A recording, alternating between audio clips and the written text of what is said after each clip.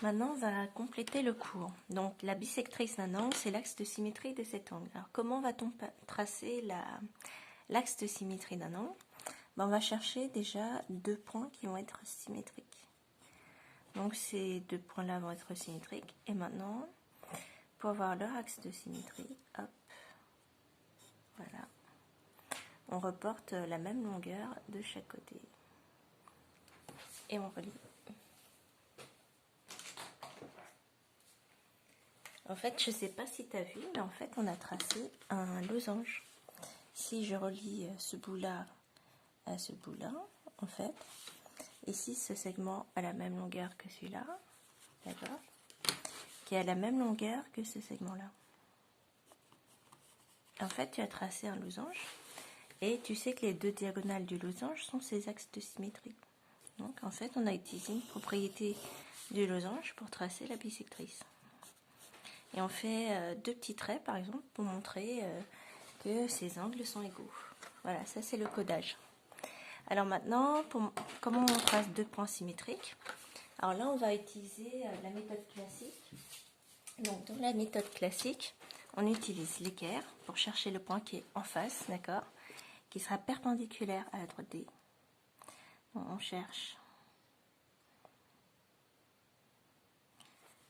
Voilà. Le bout de segment perpendiculaire à la droite D, voilà, en face.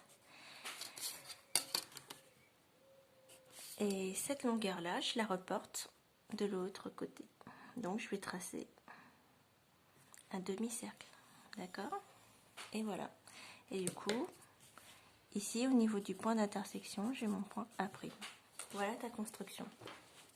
Donc, je répète, tu utilises l'équerre, d'accord? Tu cherches, tu fais comme lorsqu'on était en quadrillage, tu cherches le point qui est en face, donc tu prolonges ton trait, et tu sais que D doit être la médiatrice du segment A', donc elle est déjà perpendiculaire, il faut qu'elle passe par le milieu. C'est-à-dire que tu prends cette longueur-là et tu la reportes de l'autre côté. Alors comment est-ce qu'on construit sinon un symétrique d'une figure? Eh bien on le fait point par point, donc j'ai choisi une figure intéressante. Parce que comme tu le vois, elle est penchée. On y va, hop.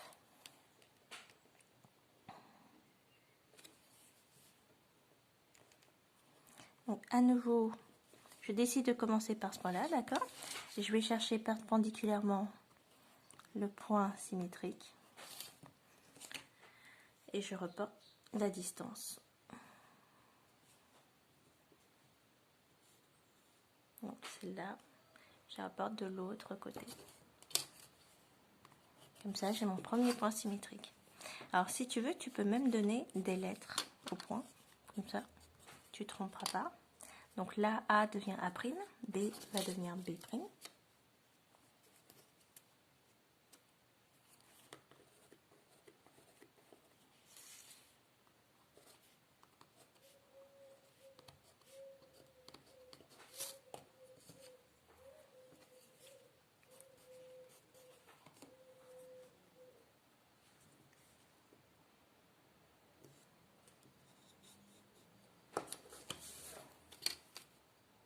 Donc tu as vu que j'ai rajouté le codage. N'oublie pas de dire que pour un point que tu es perpendiculaire, d'accord, que la médiatrice passe bien perpendiculairement par le milieu.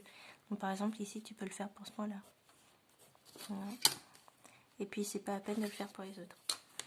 Donc ici tu as le point B'.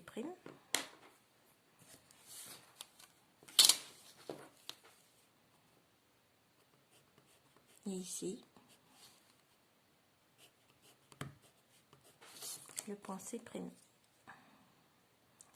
Il faut bien faire le codage au moins pour un point et les constructions pour un point.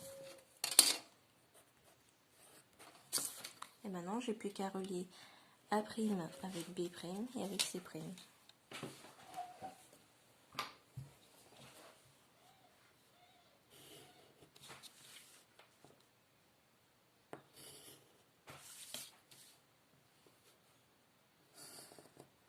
Alors on remarque une propriété intéressante, c'est que quand deux segments symétriques doivent se couper, tu vois, ils se coupent toujours sur l'axe de symétrie. Donc ici, tu as des points fixes qui sont intéressants.